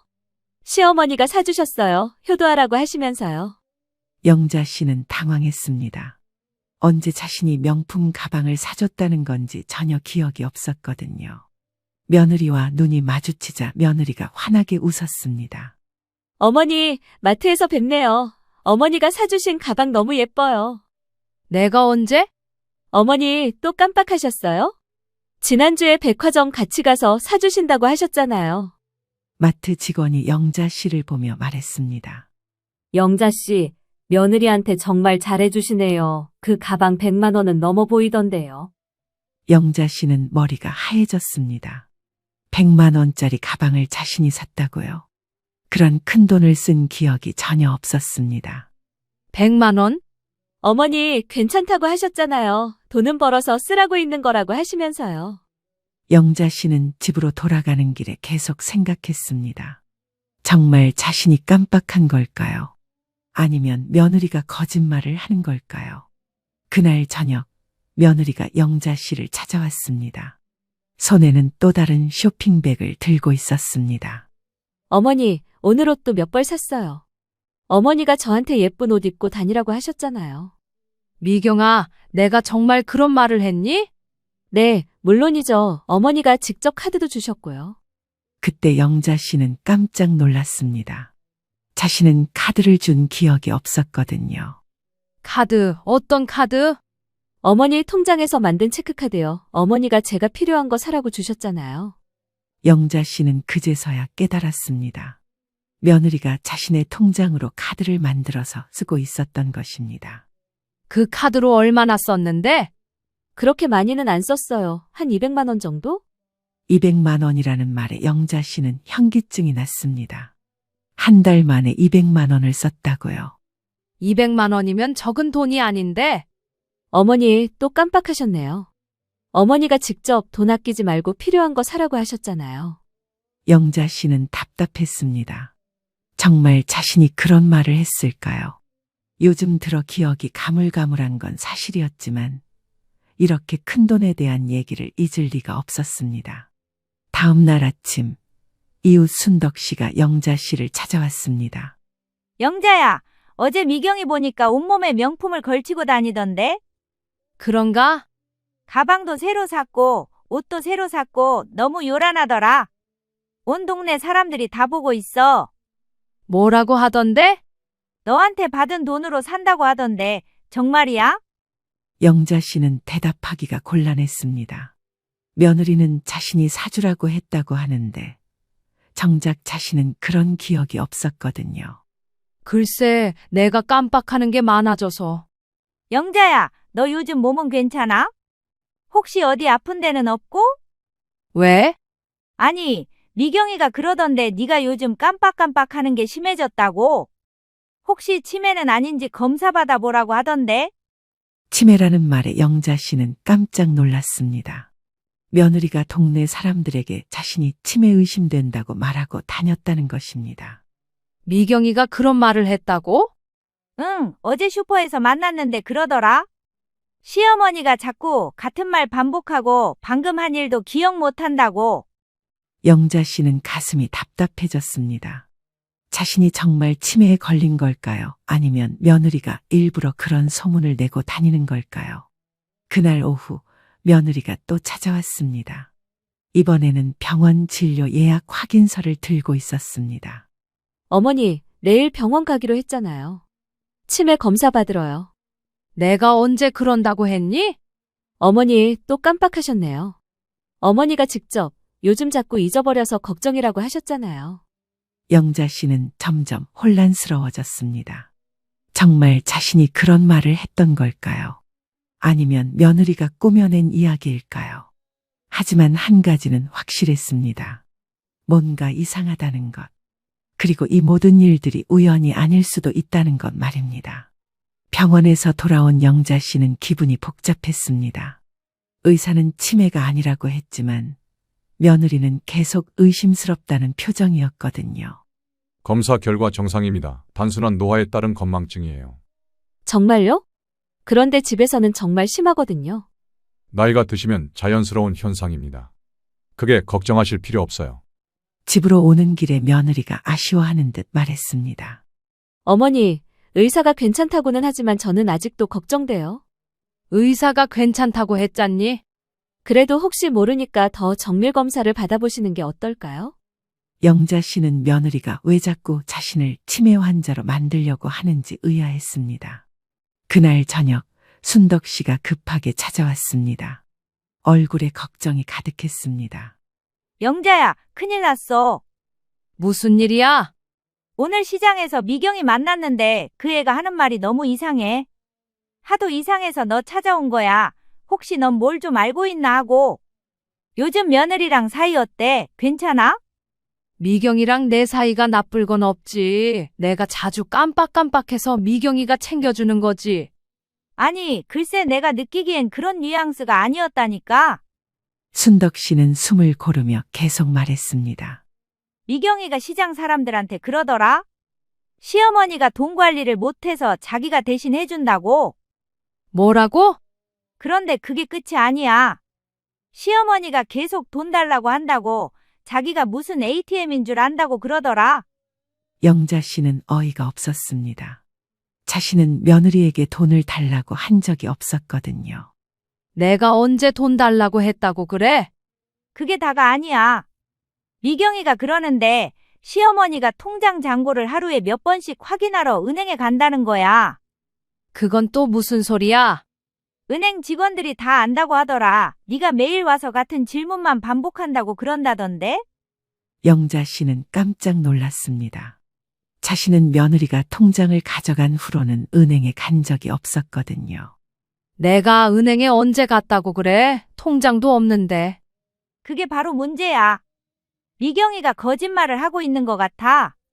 다음 날 영자 씨는 직접 은행에 가봤습니다. 평소 친하게 지내던 박 과장을 만났습니다. 어머니, 오랜만이세요. 요즘 자주 못 뵀네요. 박 과장님, 제가 요즘 은행에 자주 온다고 들으셨어요? 아니요, 안 오신 지 한참 되셨잖아요. 지난번에 보험금 가지고 며느님이랑 같이 오시고 난 뒤로는 없으셨어요. 한 달에 한두 번은 꼭 뵙던 분이라 제가 당연히 기억하죠. 안 그래도 여쭤볼라 했는데 무슨 일 있으세요? 별일 없어요. 그냥 내가 착각했나 싶어서요. 우리 며느리가 은행에 잘 가나 봐요. 네, 며느리분이 자주 오시더라고요. 어머니 통장으로 돈 빼가시고 병원비랑 이것저것 해야 한다고 지난번에도 오셔서 빼가셨고요. 영자 씨는 가슴이 철렁했습니다. 얼마나 빼갔는데요? 저희는 직접적으로 말씀드리기 어렵지만 꽤 큰 금액이세요. 제 잔고를 확인해 볼 수 있을까요? 죄송하지만 통장이나 신분증이 있어야 해요. 통장은 며느리가 가지고 있어요. 그럼 본인 확인이 어려워서? 아니면 나중에 신분증 들고 은행에 방문해 보세요. 영자 씨는 답답했습니다. 자신의 돈인데 확인도 못한다니요. 집으로 돌아온 영자 씨는 며느리를 기다렸습니다. 저녁 무렵 며느리가 나타났는데 또 새로운 쇼핑백을 들고 있었습니다. 미경아, 오늘 은행에 갔다 왔어. 네? 왜요? 내 통장 잔고가 궁금해서. 며느리의 표정이 순간 굳어졌습니다. 어머니, 또 깜빡하셨네요. 제가 매주 가계부 보여드리고 있잖아요. 가계부 말고 통장을 직접 보고 싶어. 어머니가 보셔도 어차피 이해 못하실 텐데요. 내 돈인데 왜 이해를 못해? 그게 아니라 어머니가 요즘 계산을 잘 못하시잖아요. 영자 씨는 화가 났습니다. 내가 계산을 못한다고? 나 평생 가계부 써가며 살았어. 어머니, 흥분하지 마세요. 혈압 오르실라. 흥분하는 게 아니라 네가 날 너무 환자 취급하니까 그러지. 조심하는 게 좋잖아요. 제가 잘 관리하고 있는데 의심하시니까 그러죠. 치매 진단은 아니시지만 지금도 계속 깜빡깜빡 하시고. 의사가 정상이라고 했는데 그놈의 치매는 왜 자꾸 들먹거려? 정확하지 않을 수 있잖아요. 진행되고 있는 것일 수도 있고요. 그러니까 조심하자는 차원이죠. 어쨌든 걱정하지 마세요. 어머니가 생각하시는 그런 이상한 짓 안 하고 잘 관리하고 있으니까요. 영자 씨는 절망적이었습니다.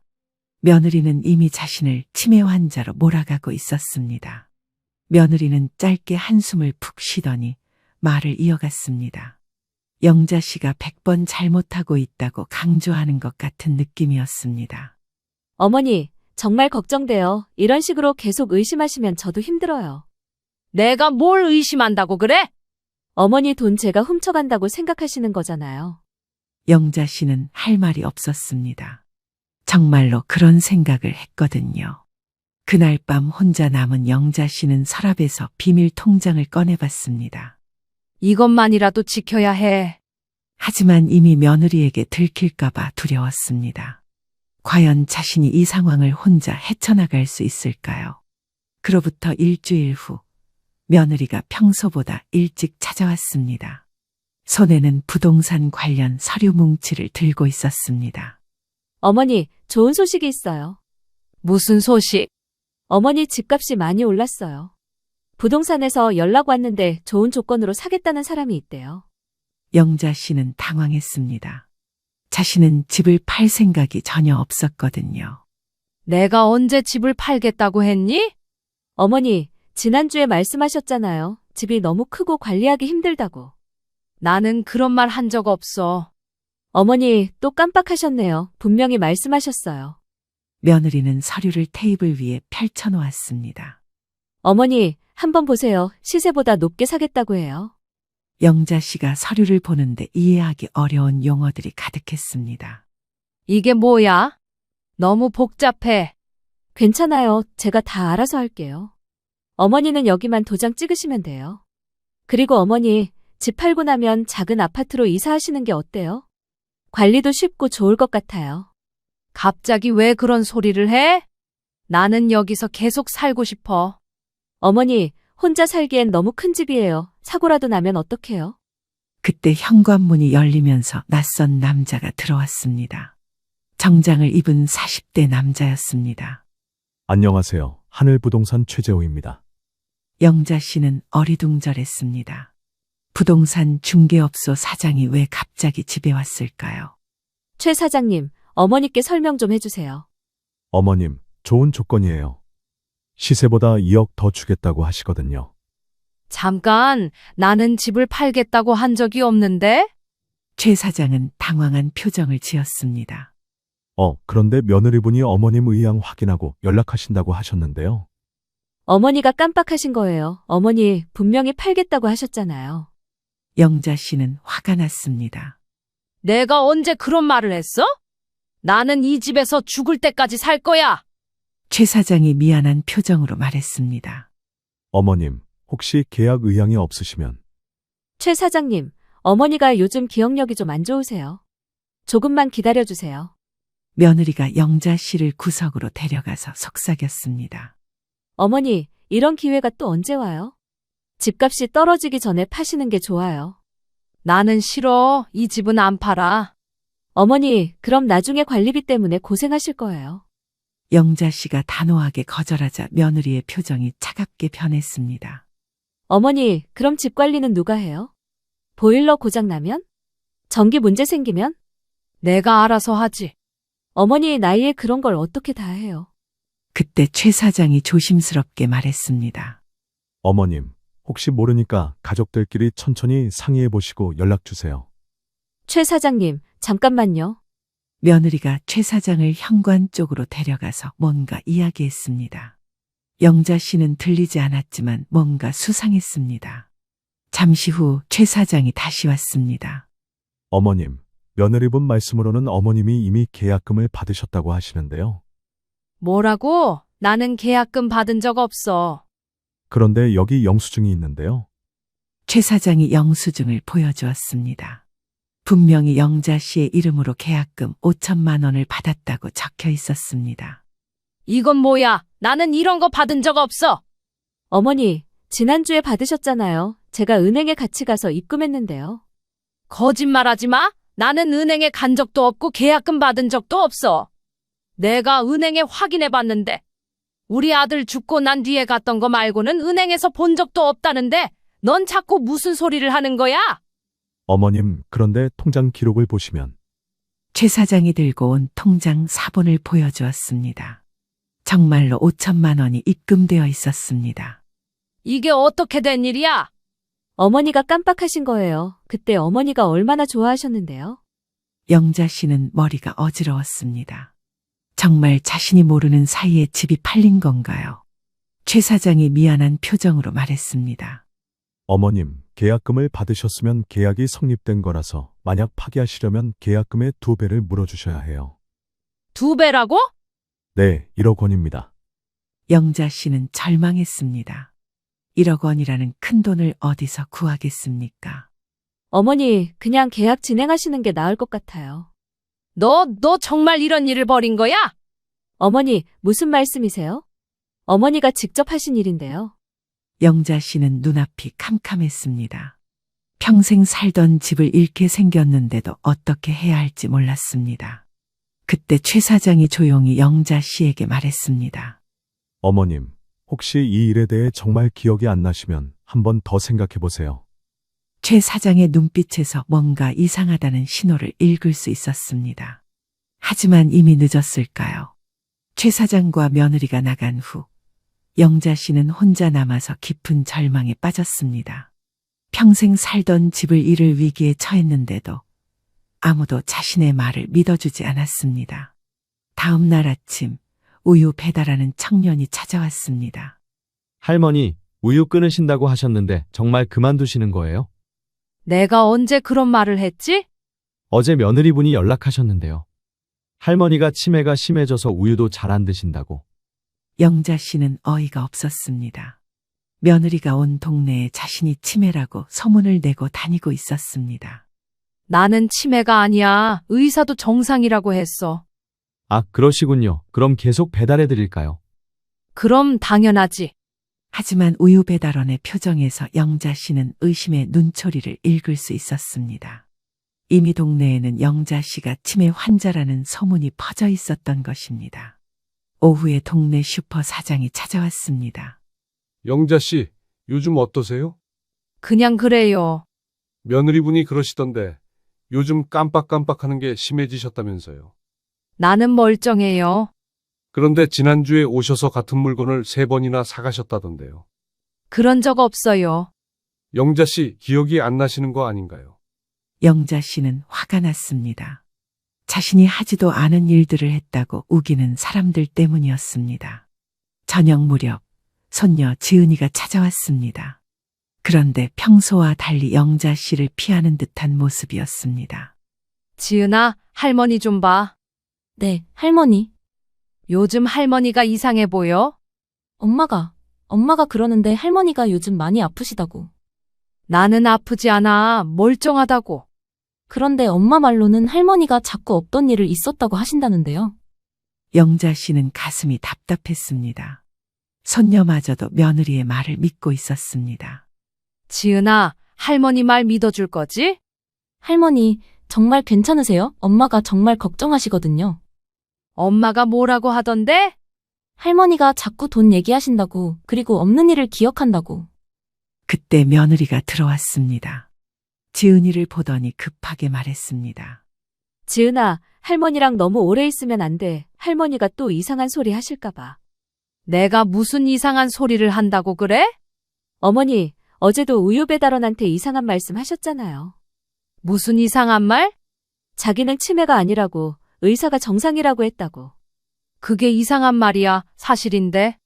어머니, 의사는 더 지켜봐야 한다고 했어요. 영자 씨는 화가 났습니다. 의사는 분명히 정상이라고 했는데 며느리가 거짓말을 하고 있었습니다. 며느리가 지은이를 데리고 나가려고 하자 영자 씨가 막았습니다. 지은아, 할머니가 진짜 이상한지 네가 판단해봐. 할머니, 지은아, 가자. 할머니가 또 시작하신다. 뭘 시작한다고 그래? 어머니, 어제도 같은 소리 하셨잖아요. 자기 돈을 누가 훔쳐간다고. 내가 언제 그런 말을 했어? 어머니, 바로 어제요. 지은이 앞에서도 그러셨고. 지은이가 영자 씨를 보며 말했습니다. 할머니, 정말 그런 말씀하셨어요? 지은아, 나는 그런 말 한 적 없어. 할머니가 기억 못 하시는 거 아닌가요? 영자 씨는 절망적이었습니다. 손녀마저도 자신을 의심하고 있었습니다. 며느리가 지은이의 손을 잡고 일어섰습니다. 어머니, 오늘은 일찍 주무세요. 약도 꼭 드시고요. 무슨 약? 의사가 처방해준 약이요. 영자 씨는 당황했습니다. 의사는 약을 처방하지 않았거든요. 의사는 약 처방 안 했는데? 어머니, 또 깜빡하셨네요. 며느리가 가방에서 약봉지를 꺼냈습니다. 이 약 꼭 드세요. 기억력에 도움이 된다고 하셨어요. 영자 씨는 의심스러웠습니다. 이 약이 정말 의사가 처방한 걸까요? 지은아, 할머니 약 드시는지 확인하고 와. 네, 엄마. 며느리가 나간 후 지은이가 영자 씨를 바라봤습니다. 할머니, 약 드세요. 지은아, 할머니가 정말 이상해 보여? 할머니, 엄마 말로는 많이 아프시다고. 엄마 말만 믿지 말고 네가 직접 판단해봐. 하지만 지은이는 대답하지 않았습니다. 이미 며느리의 말을 믿고 있는 것 같았습니다. 영자 씨는 완전히 고립되었습니다. 동네 사람들도 손녀도 모두가 자신을 치매 환자로 여기고 있었습니다. 과연 이 상황에서 벗어날 수 있을까요? 며느리가 준 약을 먹지 않고 몰래 화분에 버린 지 일주일이 지났습니다. 영자 씨는 머리가 한결 맑아진 것을 느꼈습니다. 그 약에 뭔가 이상한 성분이 들어있었던 것 같았습니다. 그날 오후 영자 씨는 창문 너머로 놀라운 광경을 목격했습니다. 며느리가 고급 승용차에서 내리고 있었는데 운전석에는 모르는 남자가 앉아 있었습니다. 오빠, 고마워요. 다음에 또 연락할게요. 미경아, 시어머니 일은 잘 되어가고 있어? 네, 거의 다 끝나가요. 집 계약도 마무리되고. 보험 쪽은 어때? 그것도 곧 처리될 거예요. 생명보험 수익자 변경 서류도 준비했거든요. 영자 씨는 깜짝 놀랐습니다. 생명보험 수익자를 바꾼다고요. 자신도 모르게요. 며느리가 집으로 들어오자 영자 씨는 아무것도 모르는 척했습니다. 어머니, 오늘 기분 어떠세요? 그냥 그래. 약은 잘 드셨어요? 응, 먹었어. 다행이네요. 그런데 어머니, 오늘 보험회사에서 연락 왔어요. 보험회사에서? 네, 어머니 생명보험 관련해서요. 수익자 변경하시려면 서류가 필요하다고. 영자 씨는 속으로 화가 났지만 모르는 척했습니다. 내가 언제 수익자를 바꾸겠다고 했어? 어머니, 지난주에 말씀하셨잖아요. 지은이한테 물려주고 싶다고. 지은이한테? 네, 손녀가 대학생이니까 나중에 도움이 될 거라고 하셨어요. 영자 씨는 며느리의 거짓말을 알고 있었지만 계속 들어보기로 했습니다. 그날 밤 영자 씨는 며느리가 가져다 준 약을 또 화분해 버렸습니다. 그리고 며느리의 행동을 더 자세히 관찰하기로 했습니다. 다음 날 저녁 기적 같은 일이 일어났습니다. 손녀 지은이가 혼자 찾아온 것입니다. 할머니, 엄마 모르게 왔어요. 왜? 할머니께 드릴 말씀이 있어서요. 지은이의 표정이 심각했습니다. 할머니, 엄마가 이상해요. 뭐가? 엄마가 전화 통화하는 걸 들었는데 할머니에 대해서 나쁜 말을 하고 있었어요. 영자 씨는 귀를 기울였습니다. 엄마가 누군가한테 전화해서 그러더라고요. 돈 빼는 건 다 끝났어. 이제 집까지 팔면 완전히 끝이야라고. 정말? 네, 그리고 치매인 척하는 것도 이제 한계야. 약으로 멍하게 만드는 것도 의심받을 것 같고라고 했어요. 영자 씨는 가슴이 철렁했습니다. 역시 그 약에 문제가 있었던 것입니다. 할머니, 엄마가 정말 할머니 돈을 훔쳐간 거예요? 지은아, 할머니가 거짓말쟁이가 아니었지? 죄송해요. 할머니, 저도 엄마 말만 믿었어요. 지은이가 울먹이며 말을 이었습니다. 그런데 할머니, 더 심각한 게 있어요. 뭔데? 엄마가 보험 설계사랑 통화하는 것도 들었어요. 지은이는 핸드폰을 꺼내서 음성 파일을 재생했습니다. 며느리의 목소리가 선명하게 들렸습니다. 시어머니 생명보험금이 얼마죠? 3억입니다. 수익자가 저로 바뀌면 바로 받을 수 있는 거죠? 네, 그런데 본인 동의 없이는 어려워요. 동의서는 제가 받아낼게요. 치매 환자라서 제가 대신 처리하는 거라고 하면 되죠? 영자 씨는 몸이 떨렸습니다. 며느리가 자신의 생명보험까지 노리고 있었던 것입니다. 지은아, 이 녹음을 언제 한 거야? 어제요. 엄마가 제 방 앞에서 통화해서 우연히 들었어요. 다른 것도 더 있어? 네, 며칠 전에는 이런 통화도 했어요. 지은이가 다른 음성 파일을 재생했습니다. 오빠, 시어머니가 의심하기 시작하는 것 같아. 어떡하지? 진정해. 이미 대부분 빼냈잖아. 집만 팔면 끝이야. 그런데 시어머니가 약 먹는 걸 싫어해. 그럼 더 강한 걸로 바꿔 완전히 멍하게 만들어야 해. 영자 씨는 소름이 돋았습니다. 며느리가 자신을 의식을 잃게 만들려고 했던 것입니다. 지은아, 이 사람은 누구야? 외삼촌이에요. 삼촌이 이 일을 기획한 것 같아요. 영자 씨는 충격을 받았습니다. 며느리의 가족 모두가 한패가 되어서 자신을 속였던 것입니다. 할머니, 어떡해요? 엄마가 할머니를 죽이려는 건 아니겠죠? 모르겠다. 하지만 분명한 건 우리가 증거를 더 모아야 한다는 거야. 할머니, 제가 도와드릴게요. 고맙다, 지은아. 할머니가 믿을 수 있는 사람은 너뿐이구나. 드디어 진실이 밝혀지기 시작했습니다. 하지만 이제부터가 진짜 싸움의 시작이었습니다.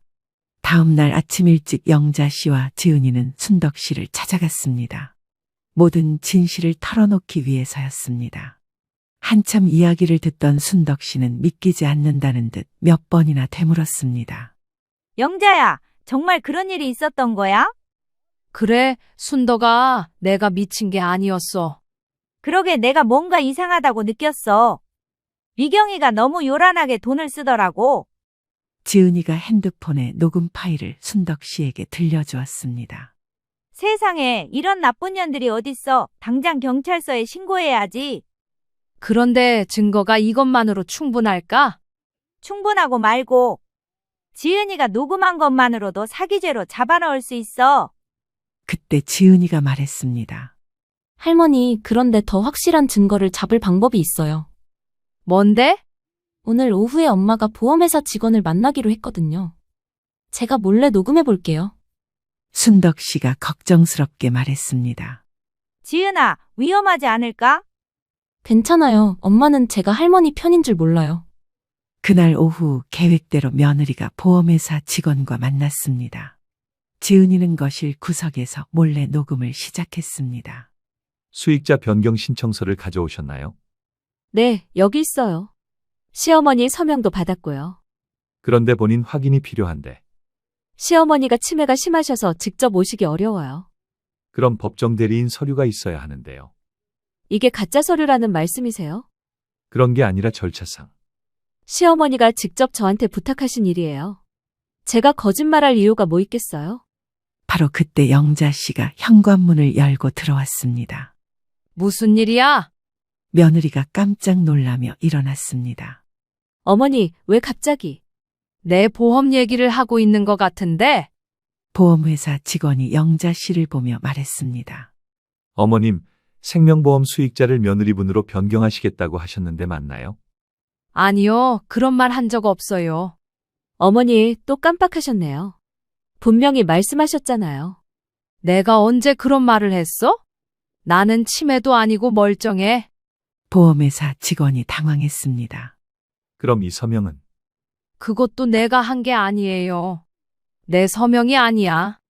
그때 지은이가 일어나서 핸드폰을 들고 나왔습니다.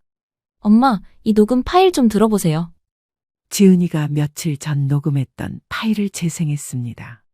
며느리가 보험 설계사와 통화하는 내용이 그대로 흘러나왔습니다. 치매 환자라서 제가 대신 처리하는 거라고 하면 되죠. 며느리의 얼굴이 하얗게 질렸습니다. 지은아, 너 뭐 하는 거야? 엄마야말로 뭐 하는 거예요? 할머니 돈 훔쳐가고 집까지 팔려고 하고. 보험회사 직원이 상황을 파악하고 일어섰습니다. 죄송하지만 이거는 처리할 수 없겠습니다. 명백한 사기 시도로 보입니다. 그때 순덕 씨가 최 사장과 함께 들어왔습니다. 영자야, 최 사장님이 할 말이 있다고 하셔.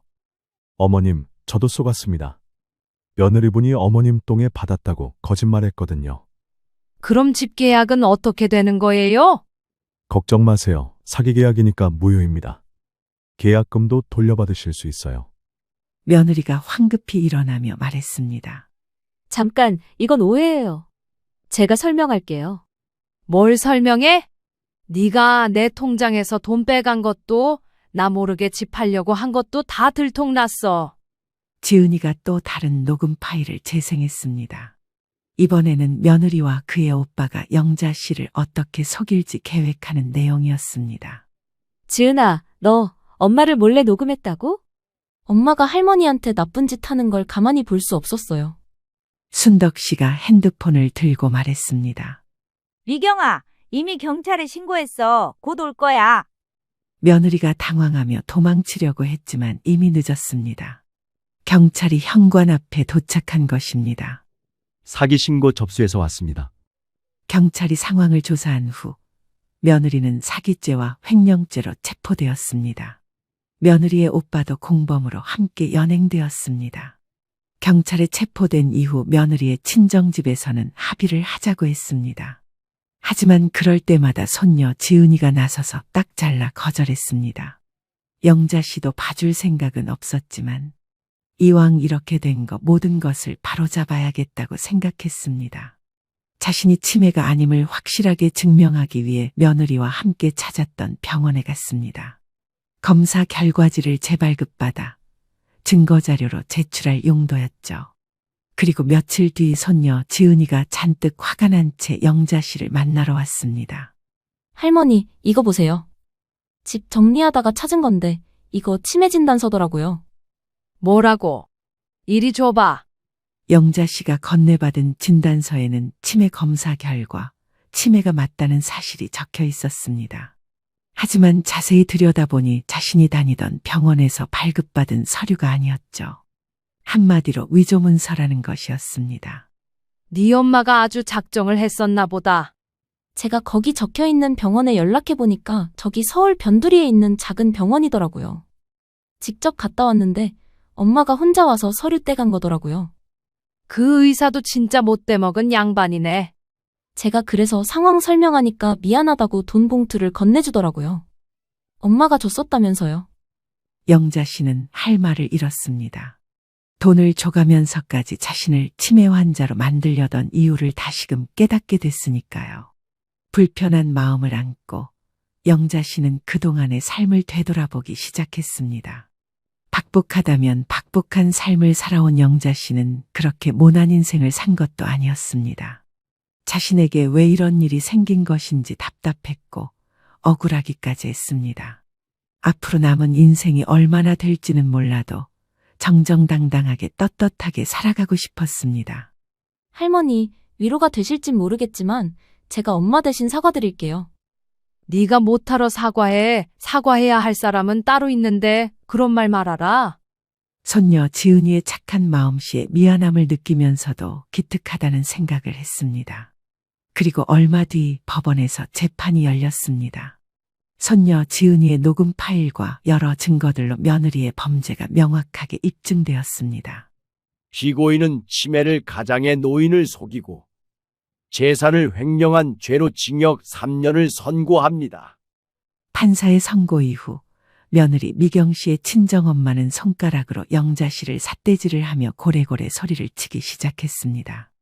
자기 자식들이 무슨 죄가 있냐며 다른 사람도 아니고 며느리를 어떻게 경찰에 신고하고 잡아넣을 수 있냐면서 말이죠.